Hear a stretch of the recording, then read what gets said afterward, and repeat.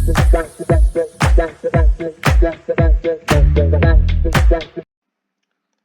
hello everyone. In this video we are going to talk about how to study anatomy in first year of your MBBS course. So जो अभी तक आप पढ़ते आ रहे थे 11th 12th में, तो उसमें यहाँ पे एनाटॉमी आपको कहीं पे भी नहीं मिली हुई होती है। इसकी वजह से ये जो सब्जेक्ट है, एनाटॉमी का सब्जेक्ट है, ये आपको फर्स्ट ईयर एमबीबीएस में बहुत ही ज़्यादा हार्ड चला जाता है। बाकी अगर हम सब्जेक्ट की बात करें फिजियोलॉजी और बायोकेमिस्ट्री, उसके बारे में आपने थोड़ा सा यहाँ पे ओरिएंटेशन आपको 11th 12th क्लास में ही हो जाता है। इसकी वजह से आपको एनाटॉमी जो है रिलेटिवली फिजियोलॉजी और बायोकेमिस्ट्री से थोड़ा सा आपको हार्ड लगता है।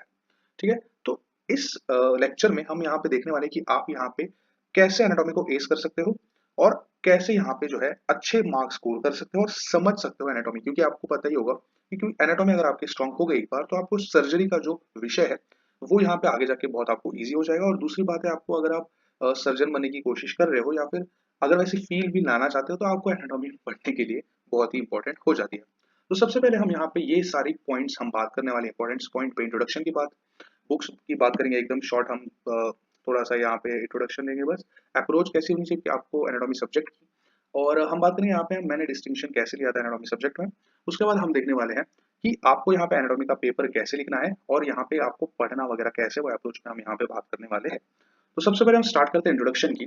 तो सबसे पहले आपको इतना तो पता चल ही गया होगा, इन एनाटॉमी मतलब it's all about body structure, their positions and function, not about their function but of the clinical anatomy and all. तो ये सारी चीजें जो है यहाँ पे मिला के आपको जो है एनाटॉमी सब्जेक्ट में जो है आपको पढ़नी होती है। तो एनाटॉमी जो सब्जेक्ट है वो बहुत ही ज़्यादा वास्ट हो जाता है, क्योंकि सिर्फ एनाटॉमी में आपको सिर्फ ग्रॉस एनाटॉमी नहीं पढ़नी होती है। एनाटॉमी में आपको हिस्टोलॉजी पढ़नी होती है, एम्ब्रियोलॉजी पढ़नी होती है, जनरल एनाटॉमी पढ़नी होती है। और ये सारी चीज़ों को कंबाइन करके जो है यहाँ पे आपको क्वेश्चंस जो है यूनिवर्सिटी एग्जाम में पूछे जाते हैं। तो इसीलिए यहाँ पे थोड़ा सा जो एनाटॉमी सब्जेक्ट है उसको हार्ड सब्जेक्ट माना जाता है, क्योंकि ये सिर्फ सिंगल सब्जेक्ट नहीं है, इसमें बहुत सारे यहाँ पे चीज़ें आपको पढ़नी पड़ती है।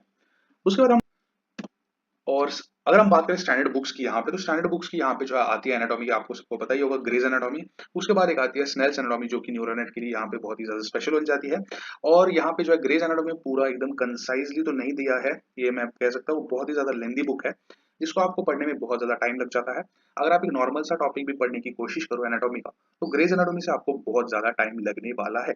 लेकिन अगर हम दूसरी दूसरी बुक्स की बात करें, जैसे यहाँ पे ग्रॉस एनाटॉमी के लिए, तो वो है इंडियन ऑथर्स की सबसे जो है बेस्ट सेलर आप बोल सकते हो, बीडी चौरसिया। और दूसरी है यहाँ पे विश्राम सिंह। ये जो दोनों बुक्स है, इसमें से अगर आप पढ़ लेते हो एनाटॉमी, तो ये भी बहुत अच्छे से आपको एनाटॉमी समझा देती है। हाँ, कुछ गलतियां हैं इन बुक्स में, लेकिन वो एक्सेप्टेबल है, इतनी ज्यादा भी गलतियां इसमें नहीं है। अगर हम बात करें बीडी चौरसिया की, तो वो तो बेस्ट सेलर बुक है। सब पूरे के पूरे इंडिया में एक ही जो बुक प्रेफर की जाती है इंडियन ऑथर की, वो है बीडी चौरसिया। और इसमें बहुत ही अच्छे से कंसाइज मैनर में सारे टॉपिक्स यहाँ पे कवर किए गए हैं। तो अगर आप फर्स्ट, तो इसमें सबसे हम पहले बात करने वाले थ्योरी, एटलस, डायसेक्शन और मेमोराइजेशन। ये चीज, तीन चीजों पे हम यहाँ पे बात करने वाले। मेमोराइजेशन उस पर हम बात कर चुके हैं। तो सबसे पहले हम जो पढ़ना कैसे है एनाटॉमी के लिए, तो उसके बाद बारे में बात करेंगे। तो सबसे पहले जो है आपको किसी भी चीज की, समझो आप पढ़ रहे हो यहाँ पे लिवर, आपका एब्डोमेन जो है टॉपिक चालू है और उसमें आप पढ़ रहे हो लिवर। तो लिवर पढ़ रहे हो आप, तो सबसे पहले आपको जो है थ्योरी की बुक यहाँ पे एक साइड में लेनी है, दूसरे साइड में आपको लेनी है एटलस। और तीसरा यहाँ पे इंपॉर्टेंट जो चीज आ जाती है वो है डायसेक्शन आ जाता है। ठीक है, आप अगर डायसेक्शन का जो आपको कॉलेज में टाइम टेबल यहाँ पे दिया जाता है, तो आपको क्या करना है कि अगर आपका कल आप जो है डायसेक्शन होने वाला है लिवर का, तो उसके एक रात पहले यहाँ पे आपको बुक खोल के बैठ जाना है, थ्योरी लेना है और एटलस लेनी है। इसमें आपको थ्योरी में आपको लिवर के बारे में पढ़ना है, और जो आप पढ़ रहे हो उसको देखने के लिए आप यहाँ पे एटलस में जाके जो है देख सकते हो कि यहाँ पे आप जो पढ़ रहे हो वो ऐसा एटलस की जो इमेजेस है उसमें है या नहीं है। उसके बाद यहाँ पे आप एटलस, अभी सवाल आ जाता है कि आपको एटलस कौन सी लेनी चाहिए। तो एटलस आपको दो मैं प्रेफर करना चाहता हूँ कि एक ग्रेज एनाटॉमी की भी एटलस आती है, दूसरी आती है आपकी नेटस एटलस, और एक मैकमिन्स एटलस आती है। तो इसमें आप नेटस एटलस और ग्रेज एनाटॉमी की एटलस यहाँ पे जो है देख सकते हो, यहाँ पे पढ़ सकते हो उनके थ्रू। उसके बाद आपको जो है सबसे पहले थ्योरी में थ्योरी का पार्ट पढ़ना है, जो बीडी चौरसिया है उसमें से। उसके बाद एटलस में देखना है, और अभी जो है यहाँ पे आपको एप्स वगैरह भी मिल जाते हैं, जैसे बायो डिजिटल ह्यूमन है। उसके बाद बहुत सारे जो एनाटॉमी 3D एप्स करके यहाँ पे है, जिसमें आपको मसल्स वगैरह यहाँ पे आप इजीली देख सकते हो, फ्री में है वो ये एप्स। उसके बाद बायो डिजिटल ह्यूमन का भी आप हेल्प ले सकते हो, उसमें भी बहुत सारे स्ट्रक्चर जो है वो फ्री में दिए हुए हैं आपको, लगभग सारे ही एक्चुअली फ्री में दिए हुए हैं। तो वो सब आप जाके ऐप पे या फिर उनकी वेबसाइट पे जाके देख सकते हो, और उससे भी आपको जो थोड़ा सा यहाँ पे आइडिया हो जाएगा, आप विजुअलाइजेशन जो है आपकी जो विजुअलाइजेशन की जो ताकत है वो आपकी बढ़ जाएगी, जो कि बहुत ही ज़्यादा इंपॉर्टेंट है एनाटॉमी सब्जेक्ट को क्रैक करने के लिए। और मैं आपको चीज़ बताऊंगा कि यहाँ पे जो मेमोराइजेशन वाला फंडा है वो बिल्कुल भी नहीं काम आने वाला है आपको एनाटॉमी के लिए। अगर आपको अच्छे से पढ़ना है, आप अच्छे डॉक्टर बनना चाहते हो, तो मेमोराइजेशन वाले कॉन्सेप्ट पे हमारे हिसाब से मत जाइए। आप यहाँ पे जो विजुअलाइजेशन का जो कॉन्सेप्ट है उसी पे स्टिक रहिए और ऐसे आपको यहाँ पे पढ़ना है। अब इसके बाद आप जब नेक्स्ट डे कॉलेज जाओगे और डायसेक्शन करोगे, तो डायसेक्शन में जो आपने पढ़ा है, जो एटलस में देखा है, वो आपको जाके उस ऑर्गन में देखना है। जैसे हमने लीवर की बात करी, तो लीवर में आपको जो है आपने पढ़ा, अपने एटलस में देखा, और उसके बाद नेक्स्ट डे आप जब गए कॉलेज में, तो यहाँ पे डायसेक्शन करने के बाद आप यहाँ पे देखोगे कि वहाँ पे क्या-क्या है। जैसे फैल्सिफॉर्म लिगामेंट आता है लीवर में, right coronary, left coronary ligament आता है, लिगामेंटम टेरिस आ जाता है, हेपेटिस, लिगामेंटम टेरिस हेपेटिस आ जाता है, गॉल ब्लैडर की पोजीशन क्या है, जो पार्ट्स है या फिर लोब्स है लीवर के, वो सब आप देखोगे। तो जब आप ऐसे अप्रोच करोगे एनाटॉमी को, तो आपको जो है ये हमेशा के लिए एकदम अच्छे से याद रह जाएगा और आपको बहुत ही ज़्यादा ईज़ी ये सब्जेक्ट लगने लगेगा। ठीक है? नेक्स्ट हम बात करते हैं कि यहाँ पे हमने डिस्टिंक्शन कैसे मिला था, इसमें हम थोड़ा-सा ही ज़्यादा डिस्कशन नहीं करेंगे। तो सबसे पहले पेपर प्रैक्टिस को आपको जो है यहाँ पे करनी होगी। जो लास्ट ईयर जो पेपर्स आए या पीवाईक्यूज़ आए वो करनी पड़ेगी। टाइम मैनेजमेंट आपको यहाँ पे पेपर प्रैक्टिस के थ्रू अचीव करना है कि आपको अगर आप एलईक्यू लिख रहे हो तो एक 20 से लेके 22-23 मिनट के अंदर आपको जो है यहाँ पे एक एलईक्यू आपका खत्म होना चाहिए। जो एसईक्यू है वो 5 टू 8 मिनट्स के अंदर आपका खत्म होना चाहिए और जो बीएक्यू वो 2 टू 3 टू 5 मिनट्स के अंदर ही यहाँ पे खत्म हो जाना चाहिए, उससे ज़्यादा आपका टाइम लगना नहीं चाहिए। जो आपके एमसीक्यूज़ है, जो कि आपके 20 एमसीक्यूज़ हैं, वो लगभग 8 से 10 मिनट के अंदर ही है। उससे भी कम में अगर आप कर सकते हो तो उसके कम टाइम से भी आपको यहाँ पे जो है करना चाहिए। डायसेक्शन में मैं पर्सनली बताना चाहता हूँ कि मैं खुद डायसेक्शन करता था हमारे बॉडी का, और मैंने सब कुछ डायसेक्ट की थी मेरी पूरी बॉडी को। तो उससे मेरे को एक्चुअली एक फ़ायदा ये हो गया कि मेरे को कुछ भी चीज़ें पढ़ने की ज़रूरत नहीं लगी। जब मैं बोन्स जैसे हार्ड पार्ट वगैरह एनाटॉमी के वाइवा के लिए लगता है, हार्ड पार्ट्स, सॉफ्ट पार्ट, ये सब मैं पढ़ के भी नहीं जाता था एग्ज़ाम्स में, क्योंकि एक बार अगर आपको पता चल जाता है कि कोई मसल कहाँ पे है, कोई कौन-सी नर्व कहाँ से जाती है, तो आप उन सभी चीज़ों का अगर हम हार्ड पार्ट्स की बात करें तो अटैचमेंट्स वगैरह आपको क्लियरली पता चल जाता है, या फिर नर्व कहाँ से पास हो रही है, जैसे रेडियल ग्रूव या स्पाइरल ग्रूव से रेडियल नर्व पास होती है। ये सब आपको अगर आपने डायसेक्शन करते हुए देख लिया, तो आपको यहाँ पे ना बाद में पढ़ने की ज़रूरत नहीं लगती है। आपको रिवीजन करने की भी बहुत बार ज़रूरत नहीं लगती है। मैंने खुद यहाँ पे रिवीजन भी नहीं किया था, क्योंकि मेरे को जब डायसेक्शन मैं करता था तब पूरा मेरे को एक ठीक से समझ आता था मैं कि यहाँ-यहाँ से ये स्ट्रक्चर पास हो रहे हैं।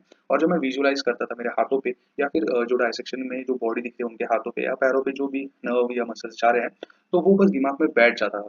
जिसकी वज़ह से यहाँ पे मेरे को बहुत ही अच्छा फ़ायदा हुआ यूनिवर्सिटी एग्ज़ाम्स में भी, और एग्ज़ाम्स ही नहीं, जो अगर मैं अभी भी बात करूँ तो मेरे को जो आगे आने वाले जो सब्जेक्ट्स है सर्जरी वगैरह, उसमें भी बहुत ज़्यादा फ़ायदा होगा। नेक्स्ट है एटलस। हमने एटलस की जो इमेजेस है उनको बहुत ही ज़्यादा अच्छे से पढ़ा था, जिसकी वज़ह से भी हमको फ़ायदा हुआ था।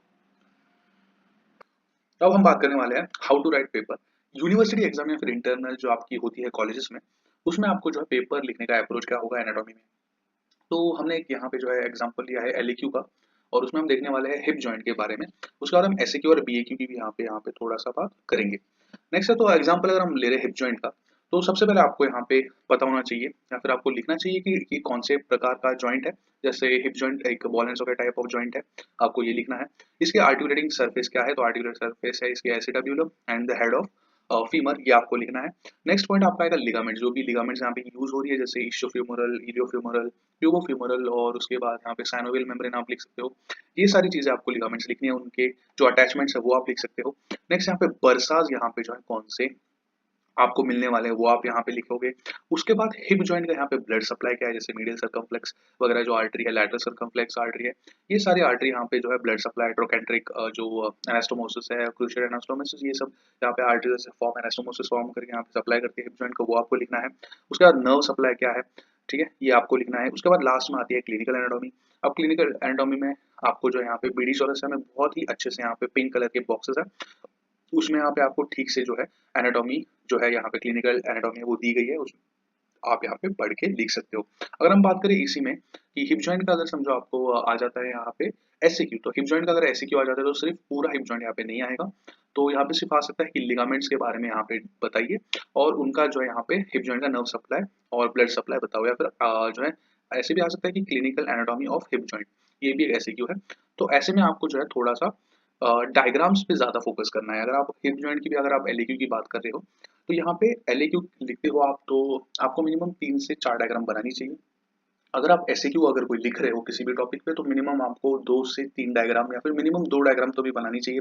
अगर आप बीएक्यू लिख रहे हो तो यहाँ पे कंपल्सरी नहीं होता है डायग्राम बनाना, बस आपको क्या करना होता है कि जितना भी जो चीज़ें बोली है उनको बस लिखना है। जैसे एक बीए मैं बता देता हूँ, जैसे एक्सटर्नल कैरोटिड आर्टरी की 4 ब्रांचेस बता दीजिए। तो आपको बस यहाँ पे ब्रांचेस बतानी है।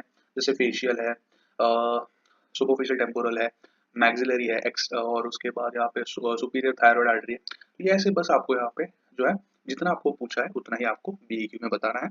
एसईक्यू में आपको थोड़ा-सा जो है यहाँ पे 1 से 2 डायग्राम आपको मिनिमम बनानी चाहिए और क्लिनिकल एनाटॉमी पे आपको 1 आध 2 पॉइंट लिखने चाहिए। और अगर हम बात करें एलईक्यू के, तो हमने यहाँ पे एक एग्जांपल दे दिया है कि हिप जॉइंट में आपको ये सारी चीज़ों पे बात करनी है और इसी से आपको यहाँ पे जो है यूनिवर्सिटी में अच्छे मार्क्स मिलने वाले हैं। नेक्स्ट है समरी। तो समरी में मैं आपको यही बताना चाहता हूँ कि जो एनाटॉमी है वो एक ऐसा सब्जेक्ट है, अगर आप उस पूरे बॉडी स्ट्रक्चर को ठीक से विजुअलाइज कर जाते हो कि यहाँ पे ये स्ट्रक्चर है, यहाँ पे ये स्ट्रक्चर है, ये यहाँ से जाता है, वो वहाँ से जाता है। अगर आप ये ठीक से समझ लो तो आपको मेमोराइजेशन करने की ज़रूरत नहीं पड़ेगी। आप ये अगर आप बॉडी देख लो तो उसको आपको ठीक से आप समझ जाओगे और जो बहुत सारी चीज़ें हैं उसको आपको रट्टा मारने की भी ज़रूरत नहीं पड़ेगी, आप खुद ही वो समझ जाओगे। और जो एनाटॉमी सब्जेक्ट है बहुत ही ज़्यादा इंटरेस्टिंग है, अगर आप पढ़ोगे तो आपको ये बहुत ही अच्छा लगेगा। तो इसी बात पे हम यहाँ पे ख़त्म करते हैं। और अगर आपको ऐसी फिजियोलॉजी और बायोकेमिस्ट्री की वीडियोज़ चाहिए जो कि अभी आने वाले हैं चैनल में, तो उसके लिए आप जो है यहाँ पे चैनल को सब्सक्राइब कर सकते हो।